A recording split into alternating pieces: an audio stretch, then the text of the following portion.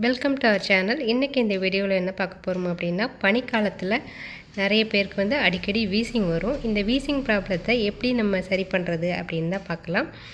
வீடியோக்குள்ளே போகிறதுக்கு முன்னே மறக்காமல் நம்ம சேனலை சப்ஸ்கிரைப் பண்ணுங்கள். பக்கத்தில் ஒரு பெல் பட்டன் இருக்கும், அதையும் கிளிக் பண்ணிக்கோங்க. ஒரு ஸ்பூன் அளவுக்கு எண்ணெய் சேர்த்துக்கலாம். எண்ணெய் கொஞ்சம் சூடானதுக்கப்புறம் இதில் ஒரு கப் அளவு நான் தூதுவளை எடுத்திருக்கேன். இந்த தூதுவளையை வந்து நல்லா பச்சை வாசனை போகிற வரைக்கும் வதக்கி விட்டுக்குங்க. இது கொஞ்சம் நல்லா சுருண்டு வரணும், அது வரைக்கும் நல்லா வதக்கிக்குங்க. இந்த மாதிரி நல்லா வதங்கினதுக்கப்புறம் இதில் வந்து ஒரு 20லேருந்து 25 மிளகு சேர்த்துக்குங்க. அதுக்கப்புறம் ஒரு 1/4 ஸ்பூன் அளவு ஜீரகம் சேர்த்துக்குங்க. சேர்த்துட்டு இதை சும்மா ஒரு செகண்ட் வந்து இந்த மாதிரி வதக்கி விடுங்க. இதுக்கப்புறம் இதை ஒரு மிக்ஸி ஜாரில் போட்டு தேவையான அளவு கொஞ்சமாக தண்ணி சேர்த்துட்டு நம்ம அதை அரைச்சி எடுத்துக்கலாம். இந்த அரைச்ச பேஸ்ட்டை நீங்கள் தோசை மாவு கூட சேர்த்து நல்லா மிக்ஸ் பண்ணி விடுங்க.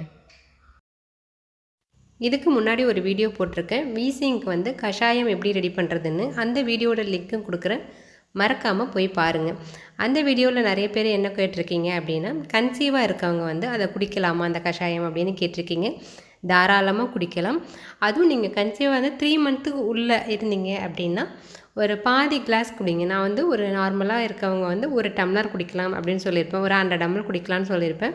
நீங்கள் 3 மந்த்துக்கு உள்ளே இருந்தீங்க அப்படின்னா கன்சீவ் ஆனவங்க ஒரு 50 ml குடிங்க. ஏன்னா கஷாயம்லாம் வந்து அதிக சூடு அப்படின்னு சொல்லுவாங்க, அதனால் பாதி குடிங்க.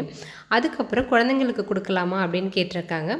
தாராளமாக குழந்தைங்களுக்கு கொடுக்கலாம். 2 வயசுக்கு உட்பட்ட குழந்தைங்களுக்கு ஒரு 10 ml கொடுங்க போதும். 2 வயசுக்கு மேற்பட்ட குழந்தைங்களுக்கு வந்து தாராளமாக 20 to 30 ml வந்து நீங்கள் இந்த கஷாயத்தை கொடுக்கலாம். அதுக்கப்புறம் இந்த தூதுவளை தோசையை வந்துட்டு வாரத்துக்கு 2 டைம் வந்து நீங்கள் எடுத்துகிட்டே வந்தீங்க அப்படின்னா இந்த சளி பிரச்சனை, வீசிங் பிரச்சனை இதெல்லாம் வந்து உங்களுக்கு சீக்கிரம் சரியாயிடும்.